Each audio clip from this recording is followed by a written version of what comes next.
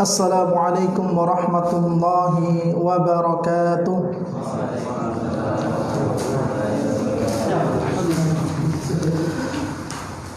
Innal hamdalillah nahmaduhu wa nasta'inuhu wa nastaghfiruh wa na'udzu billahi min shururi anfusina wa min sayyiati a'malina. Man yahdihillahu fala mudilla lahu wa man yudlil fala hadiya lahu. Wa asyhadu an la ilaha illallah wahdahu la syarika lahu wa asyhadu anna Muhammadan 'abduhu wa rasuluh. Qala Allahu 'azza wa jalla ya ayyuhalladzina amanu taqullaha haqqa tuqatih wa la tamutunna illa wa antum muslimun. Fa inna asdaqal hadithi kitabullah wa khairal hadi hadi Muhammadin sallallahu alaihi wasallam wa syarrul umuri muhdatsatuha wa kullu muhdatsatin bid'ah wa kullu bid'atin dhalalah wa kullu dhalalatin finnar. Ma'asyiral muslimin wal muslimat rahimani wa rahimakumullah. Alhamdulillah, pada malam hari ini kita bersyukur kepada Allah Subhanahu wa taala yang mana dengan nikmat Allah yang diberikan kepada kita, wabil khusus nikmat taufik tergeraknya hati kita untuk senantiasa mencari kebaikan-kebaikan yang kita harapkan itu semuanya bisa menyelamatkan kita dari adab Allah Subhanahu wa taala. Dan sebagaimana yang kita ketahui bahwa salah satu kebaikan yang dikehendaki oleh Allah Subhanahu wa taala pada diri seorang hamba adalah difahamkannya hamba tersebut terhadap ilmu agama. Nabi sallallahu alaihi wasallam pernah bersabda, "Man yuridillahu bihi khairan yufaqihuhu fiddin." Barang siapa yang Allah Subhanahu wa taala kehendaki kebaikan bagi diri hamba tersebut, maka dia akan difaqihkan dalam urusan agamanya. Dan ketahuilah bahwa ketika Allah Subhanahu wa taala masih melihat adanya kebaikan pada diri kita, maka Allah akan jadikan kita senantiasa mendengarkan kebaikan, senantiasa mendengarkan petunjuk, yang itu semuanya merupakan jalan keselamatan di dunia kita maupun akhirat kita. Lihatlah kisah Nabi Nuh alaihi salam, seorang nabi, akan tetapi orang terdekat beliau tidak mengijabahi, tidak memenuhi apa yang didakwahkan oleh suaminya. Istri Nabi Nuh alaihi salam beserta anaknya merupakan orang yang membangkang terhadap ajaran yang disampaikan oleh Nabi Nuh. Begitu juga paman Rasulullah sallallahu alaihi wasallam yang senantiasa melindungi beliau ketika diganggu, marah apabila orang-orang kafir Quraisy menyakiti beliau. Akan tetapi mengakhiri hayatnya dalam meyakini agama nenek moyangnya, enggan untuk masuk ke dalam agama Islam. Maka bersyukurlah kita termasuk orang-orang yang Allah Subhanahu wa taala masih melihat pada diri kita kebaikan yang ada pada diri kita. Allah Subhanahu wa taala mengatakan, "Walau alimallahu fihim khairan la asma'ahum." Kalau seandainya Allah Subhanahu wa taala mengetahui adanya kebaikan pada diri kita, maka kita akan dijadikan Allah Subhanahu wa taala peka pendengaran kita terhadap kebaikan, peka terhadap petunjuk, yang itu semuanya bisa menyelamatkan diri kita di dunia maupun di akhirat. Ya, karena Allah Subhanahu wa taala tidak mengetahui adanya kebaikan pada diri istri Nabi Nuh, pada anaknya Nabi Nuh, pada diri seorang paman Rasulullah Abu Thalib, maka Allah Subhanahu wa taala jadikan mereka buta tuli terhadap petunjuk yang ada di depan mata mereka. Ya, maka bersyukur, terus dijaga istiqamah di atas sunnah Nabi sallallahu alaihi wasallam, dan mudah-mudahan dengan itu semuanya Allah Subhanahu wa taala mempertemukan kita di surganya nanti. Allahumma amin. Baik para ikhwah dan akhwat rahimani wa rahimakumullah, sebagaimana yang kita sampaikan pada pertemuan yang sebelumnya sebagai pembahasan penyempurna kita dari rukun Islam yang kedua, yaitu tentang bab salat. Maka insyaallah pada malam hari ini perlu kita membahas tentang hal yang masih berkaitan tentang rukun-rukun atau rukun yang ketiga, rukun yang kedua, yaitu rukun tentang bab salat. Sebagaimana yang kita ketahui bahwa di dalam kitabus shalah dipecah menjadi beberapa bagian. Ya, yang kita ketahui diantaranya adalah syarat sah, kemudian rukun, kemudian wajib, kemudian sunnah, dibagi menjadi dua. Ya, maka pembahasan sujud sahwi ini ya akan lebih mudah kita pahami apabila kita mengetahui bagian-bagian tersebut, khususnya yang termasuk rukun-rukun salat atau wajib-wajib salat. Ketika seseorang sudah mengetahui bahwa rukun salat terbagi menjadi 15 atau 16 bagian. Ya, ada 16 atau 15 rukun salat. Kemudian wajib salat ada berapa kemarin? Ada berapa? Ada 4. Ya, ketahuan ini enggak pernah dibuka kembali bukunya. Ya. Ada 4. Ya. Rukun ada 15 atau ada 6 atau ada 16. Adapun wajib salat maka ada 4 wajib salat. Maka pembahasan kita pada malam hari ini yaitu tentang fikih sujud sahwi, itu berkaitan tentang rukun dan wajib salat. Ya, baik. Kita masuk pada halaman yang kedua. Definisi sujud sahwi secara bahasa bermakna lupa atau lalai. Ya, sahwun ya, itu bermakna lupa atau lalai.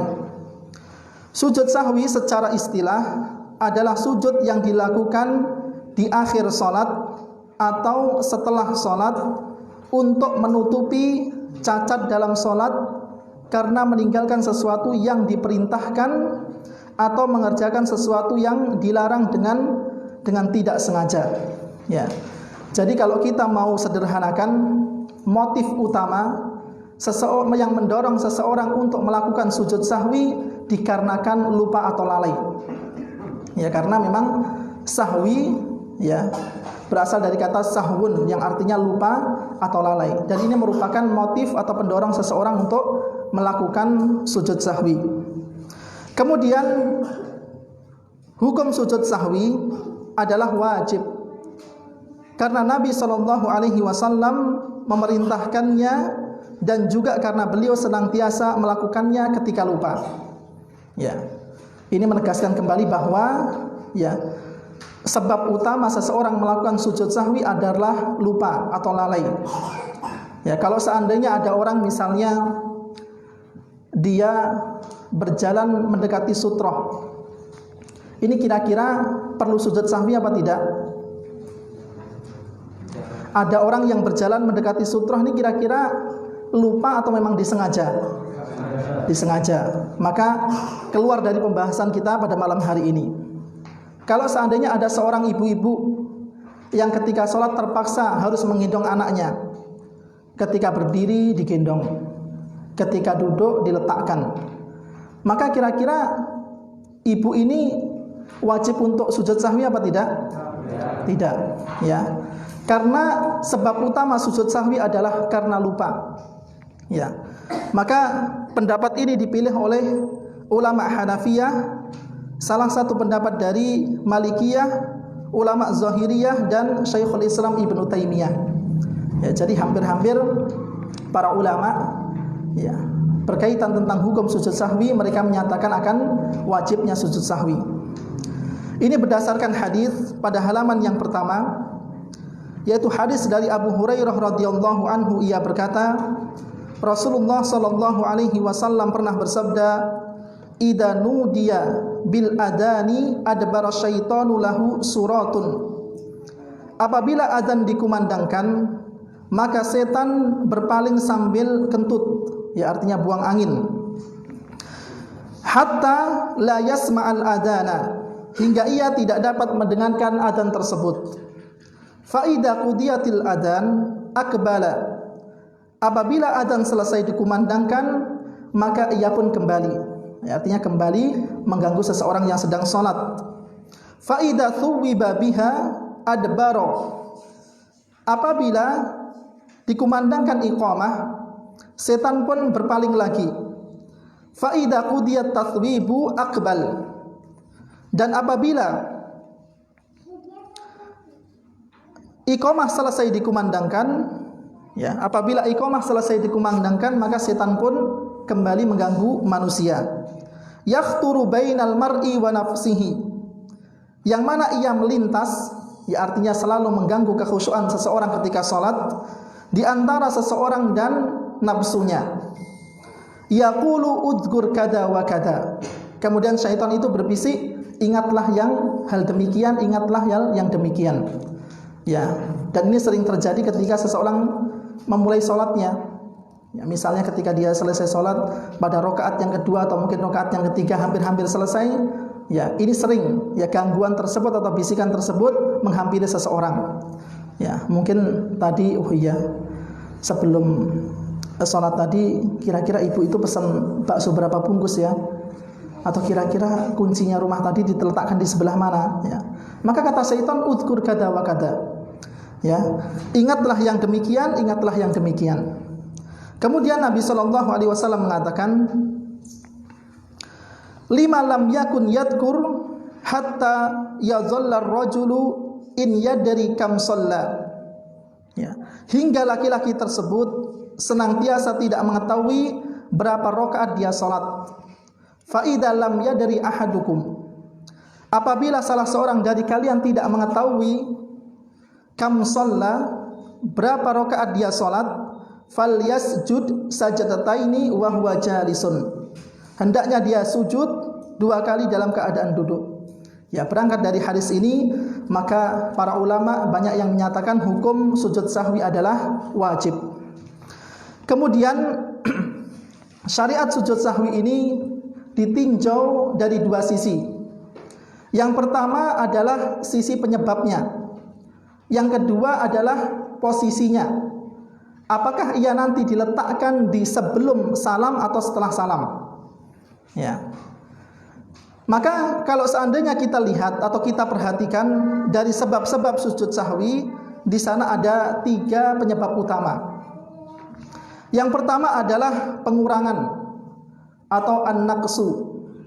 Ya, ini sebab di antara salah satu sebab seseorang melakukan sujud sahwi. Pengurangan dalam salat yang mengharuskan sujud sahwi ada 2. Yang pertama adalah pengurangan rukun salat dan pengurangan wajib salat.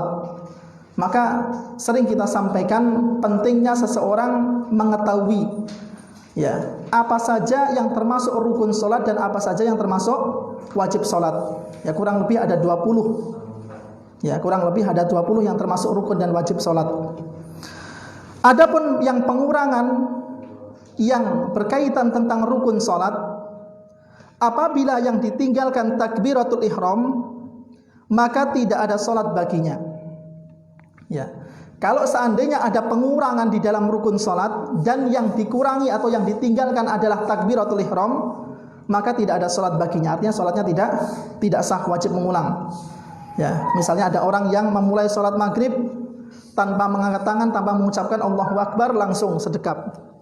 Ya, kemudian mengucapkan, ya, membaca surat Al-Fatihah, maka salatnya tidak sah. Ya. Apabila yang ditinggalkan rukun dan ia adalah takbiratul ihram, maka tidak ada salat baginya. Baik ditinggalkan sengaja maupun lupa. Ya, sama saja, tidak ada perbedaan. Jika yang ditinggalkan adalah rukun salat selain takbiratul ihram dan ditinggalkan dengan sengaja, maka salatnya batal menurut kesepakatan para ulama. Ya, kalau takbiratul ihram mau sengaja atau lupa, tidak ada salat baginya, salatnya tidak sah. Kalau seandainya yang ditinggalkan rukun selain takbiratul ihram ditinggalkan dengan sengaja, maka sama saja, salatnya tidak sah. Namun jika yang ditinggalkan karena lupa, ya karena memang motif utama seseorang melakukan sujud sahwi itu karena lupa, ya. Kalau yang ditinggalkan selain takbiratul ihram dan motifnya adalah lupa bukan sengaja, maka ada cara tertentu untuk memperbaikinya. Ya, ini apabila yang ditinggalkan adalah rukun salat selain takbiratul ihram dan motifnya adalah lupa bukan sengaja. Kemudian yang kedua, pengurangan wajib salat. Ya. Apabila seseorang yang salat meninggalkan wajib dalam salatnya secara sengaja, maka salatnya batal. Ya, kemarin kita sebutkan wajib salat itu ada 4. Yang pertama apa? Takbiratul intiqal, ya takbir perpindahan.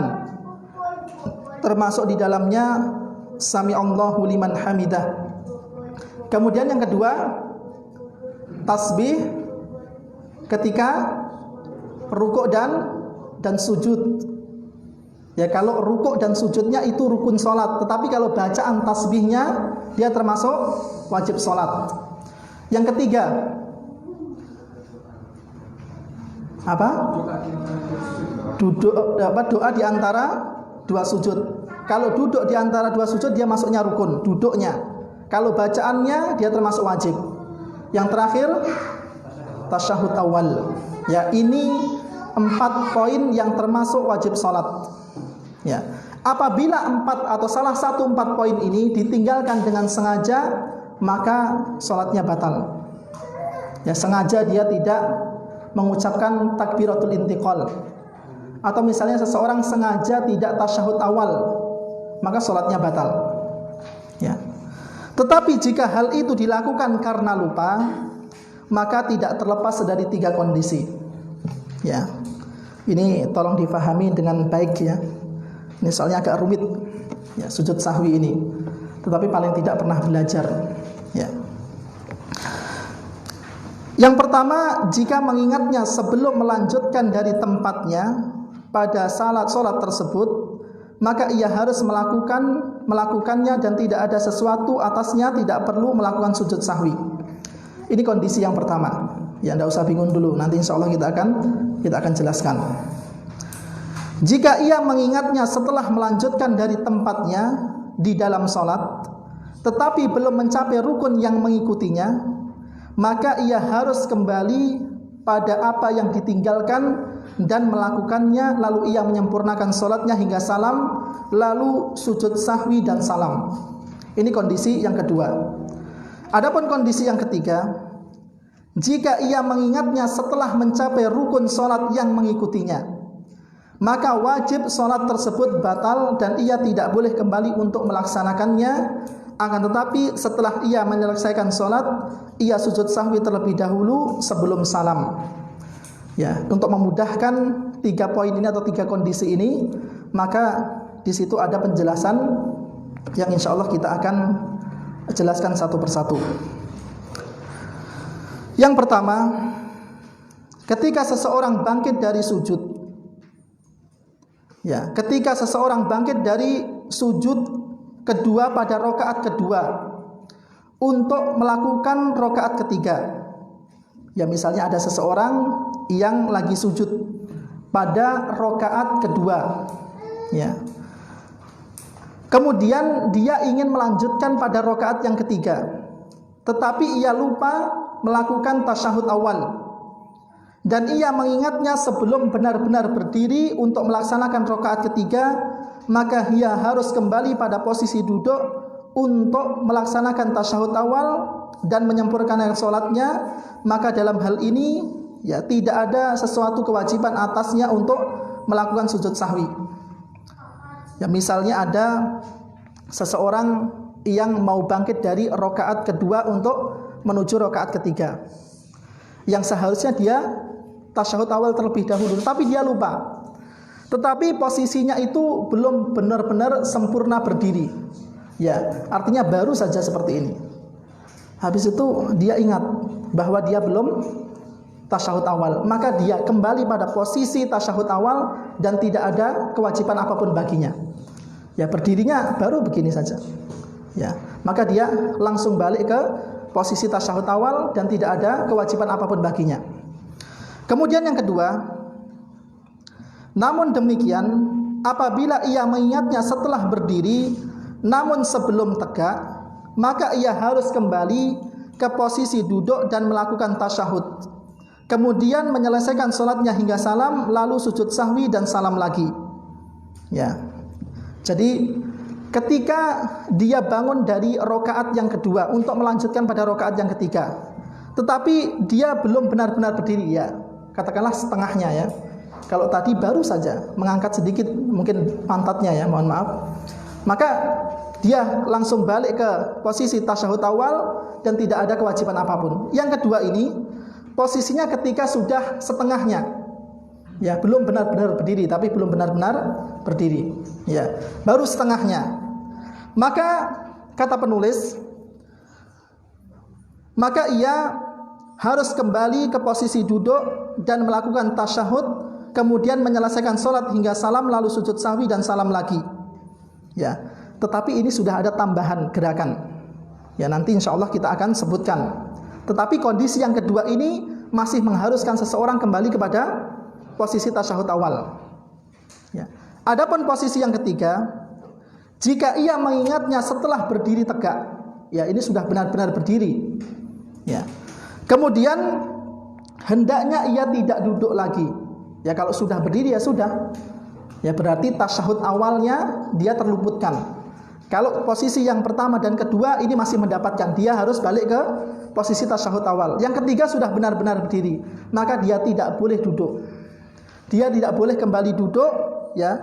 Tasyahud tersebut batal baginya, kemudian ia harus meneruskan dan menyempurnakan sholatnya, lalu sujud sahwi sebelum salam, ya.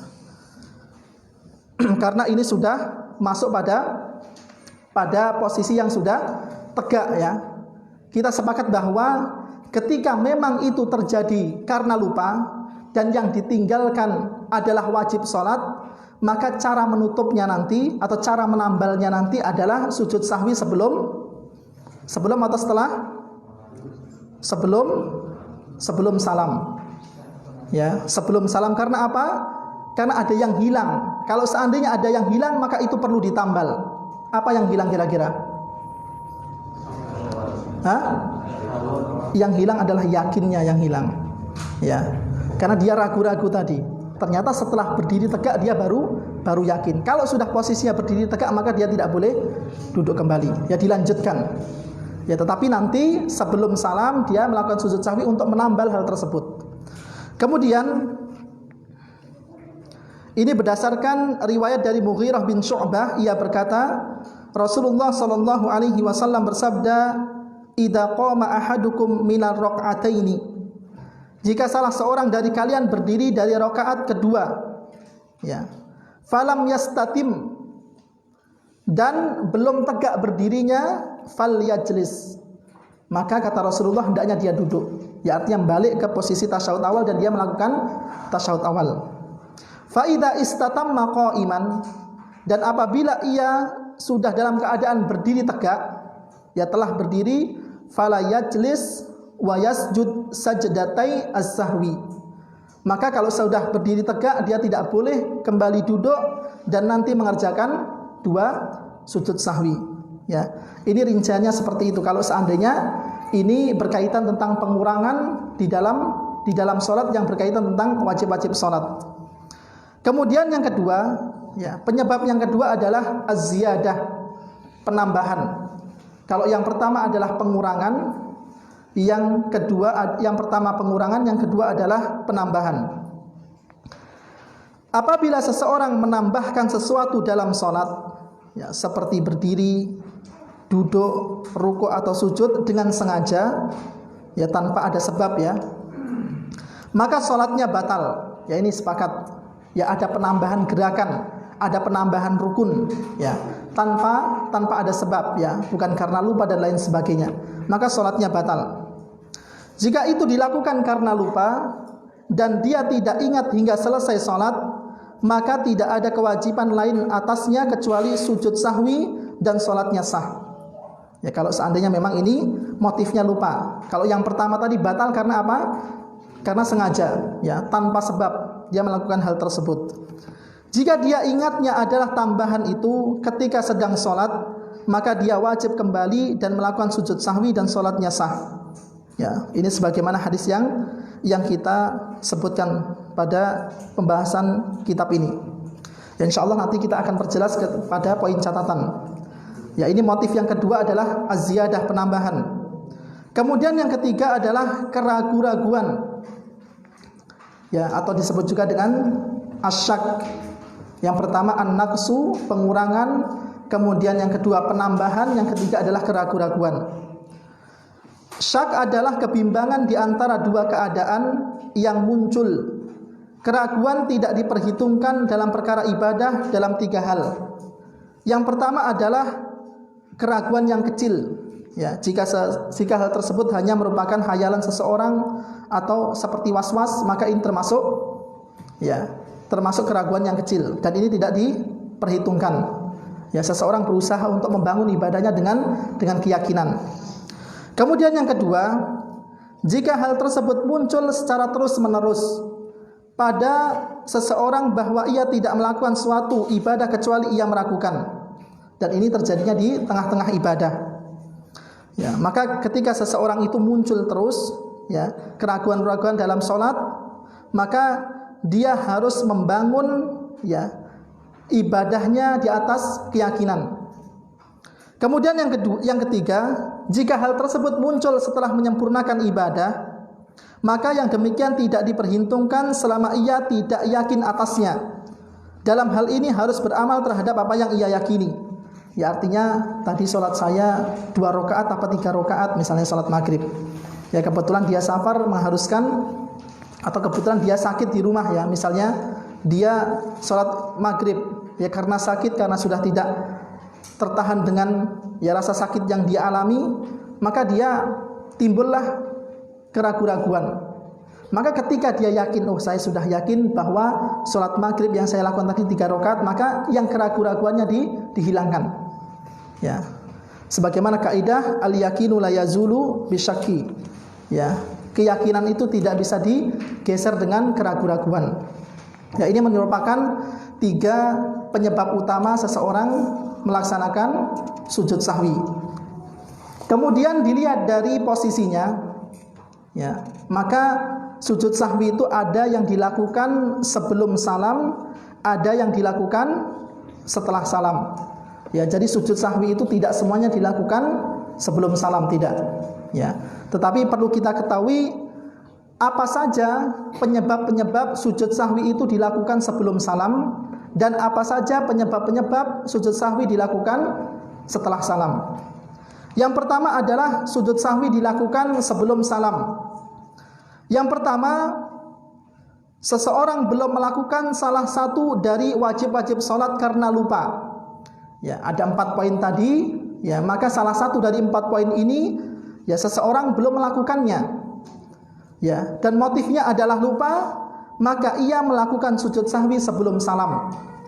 Kalau seandainya yang ditinggalkan adalah wajib dan motifnya karena lupa, maka sujud sahwinya diletakkan sebelum salam. Kemudian yang kedua, seseorang mengalami keraguan-raguan dalam sholat lalu tidak nampak baginya keadaan yang yakin, maka ia harus memilih yang paling sedikit dan sujud sahwinya sebelum salam. Ya, misalnya ada seseorang yang sholat duhur, ya, sholat duhur pada rakaat yang ketiga, ya, dia terlupakan. Apakah sholat saya ini sudah 4 rakaat atau baru 3 rakaat? Maka dalam keadaan seperti ini seseorang dan tidak nampak keyakinan pada dirinya. Ya, dia ragu, ya. Mungkin di kantornya banyak urusan atau mungkin di rumah tangganya ada masalah misalnya. Kemudian dia sholat di masjid. Pada rakaat ketiga dia ragu-ragu. Ini saya berdiri lagi atau cukup di sini langsung tasyahud akhir misalnya. Ya, maka dalam keadaan seperti ini dan ketika itu tidak ada nampak yang yakin pada dirinya, maka orang itu mengambil bilangan yang paling sedikit, kemudian nanti, ya, sujud sahwinya diletakkan sebelum salam. Ya, karena dia ini kehilangan keyakinan di dalam sholatnya. Dia memilih bilangan 3 tadi bukan karena yakin, tetapi apa? memilih bilangan yang sedikit atau cari amannya lah. Ya. Maka dalam kondisi seperti ini sujud sahwinya nanti diletakkan sebelum salam. Ya. Ya. Yang pertama tadi, ketika yang ditinggalkan adalah wajib sholat, motifnya lupa, maka diletakkan sebelum salam. Kemudian yang kedua ini, ya, ada keraguan-raguan di dalam sholat dan tidak nampak baginya keadaan yang yakin, maka dia mengambil bilangan yang paling sedikit, ya, dan nanti melakukan sujud sahwi sebelum salam. Ini dua penyebab sujud sahwi dilakukan sebelum salam. Kemudian yang kedua adalah sujud sahwi dilakukan sesudah salam. Ya. Yang pertama adalah seseorang menambahkan suatu gerakan dari jenis gerakan sholat karena lupa, seperti berdiri, ruku, kemudian sujud, atau melaksanakan sholat 4 rakaat menjadi 5 rakaat. Ya. Karena penambahan tersebut ialah wajib melakukan sujud sahwi sesudah salam. Tujuannya apa? Tujuannya untuk menghinakan syaitan. Ya, misalnya ada seseorang yang sholat duhur misalnya, pada rakaat pertamanya ini sudah rusak. Ya, rakaat pertama misalnya dia tidak melakukan rukun dari rukun-rukun sholat yang 16 kita sebutkan tadi, ya, sebutkan kemarin.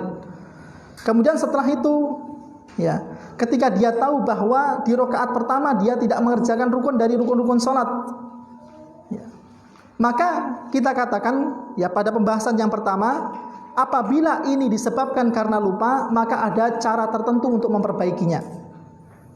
Ya, sholat pada rakaat pertama ini dianggap rusak. Maka pada rakaat yang kedua ini dianggap jadi rakaat pertama, yang pada akhirnya nanti, ya, dia menambah satu rakaat lagi. Ya. Maka dalam keadaan seperti ini, ketika ada tambahan gerakan atau rukun di dalam sholat, maka sujud sahwinya diletakkan sesudah salam. Ya, tujuannya apa? Tujuannya agar kita bisa menghinakan syaitan ketika itu. Ya, intinya ada penambahan gerakan di dalam sholat. Kemudian yang kedua, seseorang merasa ragu-ragu, lalu nampak baginya keadaan yang yakin, maka sujud sahwinya sesudah salam untuk menghinakan setan pula. Ya, kalau yang sebelum salam tadi tidak nampak adanya keyakinan, tetapi yang kedua ini nampak ada keyakinan. Ya, ternyata saya yakin bahwa rakaat yang saya lakukan ini adalah rakaat kelima dari salat duhur. Ya. Maka dalam keadaan seperti itu, ya, dia pun nanti melakukan sujud sahwi setelah salam. Ya. Karena adanya apa? Adanya penambahan gerakan di dalam salat. Dan ini sudah nampak adanya keyakinan pada dirinya. Kalau yang pertama dia tidak yakin. Dia mengambil bilangan yang sedikit karena cari amannya. Yakinnya yang hilang. Ya. Adapun yang diletakkan sesudah salam ada yang nampak baginya. Ya, ada yang nampak baginya. Maka dalam keadaan ini dia pun melakukan sujud sahwi setelah salam. Ya. Kira-kira bisa dipahami apa enggak ini? Bisa ya? Pelan-pelan. Ya, pelan-pelan. Ya. Paling tidak seorang penuntut ilmu dia pernah belajar, ya, tentang tata cara sujud sahwi. Ya, dia paling tidak meskipun tidak paham-paham betul, ya, dia tahu sebab-sebab di mana sujud sahwi dilakukan, letaknya di mana. Ya, ketika dia dikerjakan sebelum salam itu motifnya apa? Diletakkan setelah salam itu motifnya apa? Ya. Kemudian sebab-sebab utama dilakukannya sujud sahwi apa? Paling tidak mengerti hal tersebut. Kemudian sebagai penyempurna pembahasan kita, di sana ada poin catatan, ya, ada beberapa poin catatan.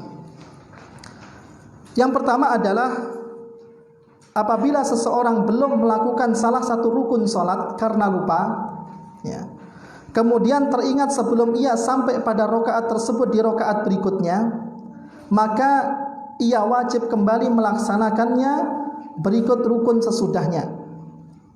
Apabila teringat setelah ia sampai pada rukun itu di rakaat selanjutnya, maka ia tidak boleh kembali dan rakaat tersebut dianggap batal dan rokaat yang selanjutnya inilah menduduki posisi rokaat yang sebelumnya. Kemudian sujud sahwi sesudah salam karena ada penambahan gerakan. Ya, ini rincian ya tentang penjelasan sujud sahwi.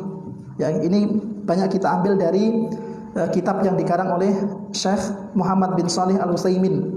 Ya, beliau punya risalah atau punya tulisan yang berjudul Ar-Risalatu fi Sujudis Sahwi. Ya, beliau sangat detail menjelaskan tentang sujud sahwi ini. Misalnya, seseorang lupa duduk di antara dua sujud dan sujud kedua pada rakaat pertama. Tetapi kemudian ia teringat ketika bangun dari rukuk, ya, dari i'tidal pada rakaat kedua. Maka dia harus kembali dan duduk antara dua sujud, lalu sujud kemudian ia menyempurnakan salatnya dan salam, kemudian sujud sahwi dan salam lagi. Ya, jadi misalnya ada orang yang salat pada rakaat pertama dia sudah lupa. Apa yang ditinggalkan, apa yang terluputkan darinya, yaitu duduk di antara dua sujud dan sujud kedua pada rakaat pertama.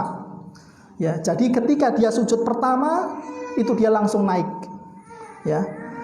Pada rakaat pertama ketika dia sujud, ya, dia lupa melaksanakan duduk di antara dua sujud dan sujud yang kedua, langsung dia naik. Ya, duduk di antara dua sujud apa? Termasuk apa ini? Rukun salat, ya, rukun salat. Maka dalam keadaan seperti ini, ya, dia harus kembali dan duduk antara dua sujud. Ya, ketika dia sudah berdiri dan dia ingat bahwa dia tadi belum duduk di antara dua sujud dan sujud yang kedua, maka dia langsung, ya, duduk di antara dua sujud meskipun dia berdiri. Ya, meskipun dia berdiri, langsung dia duduk di antara dua sujud, kemudian sujud yang kedua, kemudian habis itu baru naik. Ya. Kemudian keadaan yang kedua, seorang lupa sujud kedua dari rakaat pertama, tetapi kemudian ia ingat ketika sedang dalam keadaan duduk di antara dua sujud pada rakaat yang kedua. Maka rakaat pertama itu gugur diganti dengan rakaat yang kedua. Rakaat kedua dianggap sebagai rakaat pertama. Bedanya apa? Kalau yang pertama tadi dia belum masuk pada rukun yang selanjutnya. Ya. Kalau yang kedua ini seseorang lupa duduk di antara dua sujud dan sujud yang kedua, tetapi sudah masuk pada rukun yang berikutnya. Ya. Dia sudah masuk pada rakaat kedua pada posisi yang sama. Kalau yang tadi kan baru berdiri saja. Yang kedua ini sampai pada rukun yang kedua, yang selanjutnya. Ya. Maka dia nggak bisa duduk. Ya, gimana posisinya sudah sama. Maka dalam keadaan seperti ini, ya, rakaat yang pertama tadi tidak dianggap, artinya tidak sah, dan pada rakaat tersebut, ya, dia dianggap sebagai rakaat yang pertama. Ya. Itu bedanya dengan poin yang sebelumnya dan poin yang kita bahas pada kesempatan ini. Ya, artinya ketika itu sudah menduduki pada rukun yang sama pada rakaat yang selanjutnya, maka rakaat yang selanjutnya ini dianggap sebagai pengganti rakaat yang sebelumnya. Ya, kalau seandainya misalnya ini sudah dilakukan pada rakaat yang kedua pada rukun yang sama, maka rakaat yang kedua ini dianggap sebagai rukun apa? Rakaat yang pertama. Ya, dan sujudnya nanti dilakukan kapan? Setelah salam. Ya, baik. Kemudian yang terakhir, sebelum kita masuk pada tata cara sujud sahwi, apabila seseorang telah salam dengan meninggalkan kekurangan seperti orang yang sholat 3 rakaat pada sholat 4 rakaat, ya. Lalu ia salam, kemudian ia ingat, tolong ini agak dijauhkan.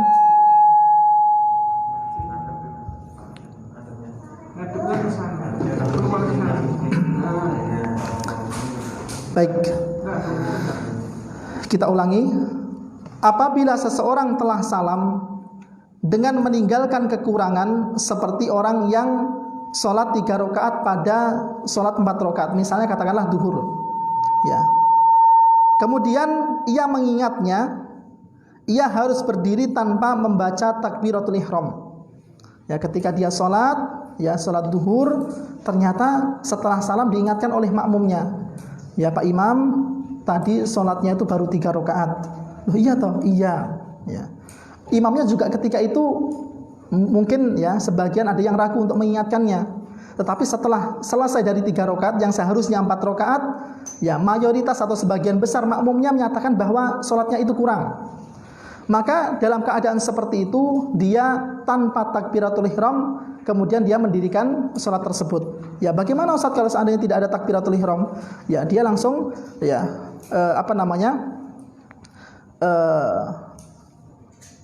mengumumkan kepada jamaahnya ya sholatul jamiah, ya, atau dengan berdirinya seorang imam langsung untuk mengerjakan sholat yang kurang tadi, ya.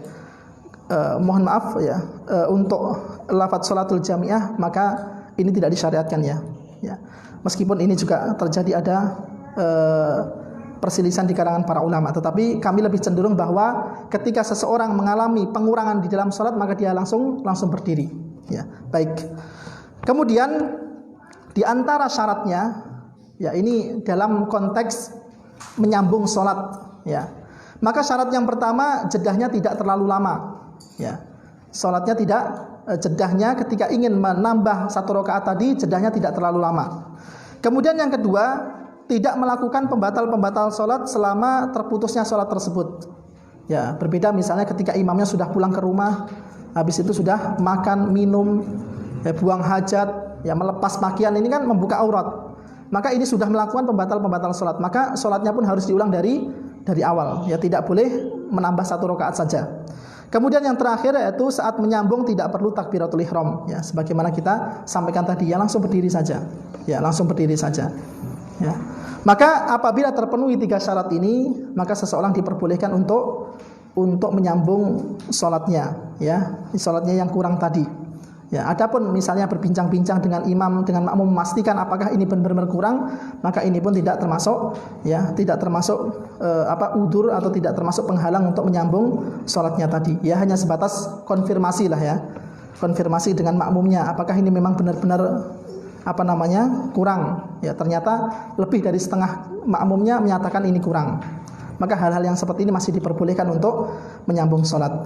Ya, baik. Sebelum kita masuk pada tata cara sujud sahwi, ya ini kita berusaha untuk memberikan kesimpulan yang mudah, ya, dari apa yang kita bahas tadi. Jadi kesimpulan dari apa yang kita bahas tadi, ya, apabila yang ditinggalkan adalah wajib-wajib sholat, ya, apabila yang ditinggalkan adalah wajib-wajib sholat, maka sujudnya diletakkan sebelum salam, ya. Misalnya ada orang yang lupa membaca tasbih ketika ruku, ya, berarti kan ini ada yang kurang. Seseorang lupa membaca tasbih ketika sujud misalnya, ya, lupa membaca subhana rabbiyal a'la misalnya. Apabila yang ditinggalkan ada wajib sholat, ya, maka ini kan ada yang kurang. Berarti di dalam sholatnya ada yang kurang. Kalau ada yang kurang berarti harus ditambal. Maka cara menambalnya adalah melakukan sujud sahwi sebelum salam, ya. Kemudian yang kedua, kalau seandainya yang ditinggalkan adalah rukun sholat, dan rukun sholat ini tidak serta-merta bisa digantikan dengan apa? Dengan sujud sahwi, ya. Ada orang yang kurang 1 rakaat ditutup dengan sujud sahwi, maka ini tidak benar, ya. Kalau seandainya yang ditinggalkan adalah rukun sholat, memang ini agak rumit, ya. Kalau seandainya yang ditinggalkan adalah rukun sholat, maka nanti pasti akan terjadi penambahan gerakan, ya. Kalau yang ditinggalkan rukun sholat, ya, tentunya sholatnya tidak sah, ya, maka rakaat tersebut akan rusak, ya. Pastinya nanti akan ada penambahan gerakan di dalam sholat, ya, menambah 1 rakaat atau menambah gerakan-gerakan yang lainnya. Maka dalam kondisi adanya penambahan di dalam sholat, maka ini sujud sahwinya diletakkan setelah salam untuk apa? Menghinakan syaitan. Ya, jadi kalau wajib yang ditinggalkan berarti ini ada yang kurang. Sholatnya ada yang kurang. Cara menambalnya bagaimana? Cara menambalnya dengan dilakukannya sujud sahwi sebelum salam. Ya, kalau yang ditinggalkan adalah rukun sholat, ya, pasti nanti akan menambahi gerakan-gerakan sholat. Ada tambahan gerakan di dalam sholat. Maka sujud sahwinya diletakkan setelah salam, ya, berfungsi untuk apa? Menghinakan syaitan. Ya, mudah-mudahan bisa difahami. Ya, nanti kalau seandainya masih bingung, coba dibaca-baca kembali. Ya, dibaca-baca kembali. Kalau ada yang belum jelas bisa ditanyakan. Ya, baik. Ini sudah salat Isya? Sudah? Gimana? Oh, jamnya telat. Baik, ya insyaallah kita akan lanjutkan setelah salat Isya ya, tentang tata cara sujud sahwi dan beberapa poin catatan sebagai penyempurna pembahasan kita pada malam hari ini. Ya, wassallallahu ala nabiyyina Muhammad wa ala alihi wa sahbihi wasallam. Wassalamualaikum warahmatullahi wabarakatuh.